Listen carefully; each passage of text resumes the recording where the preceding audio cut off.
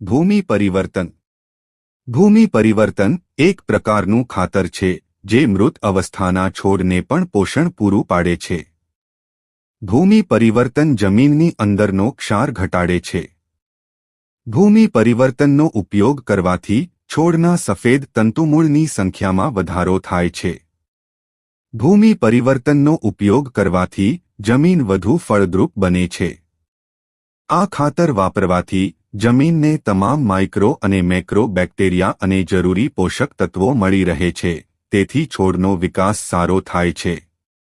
જમીનમાં રહેલા ખાતરનું વિઘટન થઈને નાઇટ્રોજન, ફોસ્ફરસ, પોટાશ પાકને ઝડપીથી અને મોટા પ્રમાણમાં મળે છે.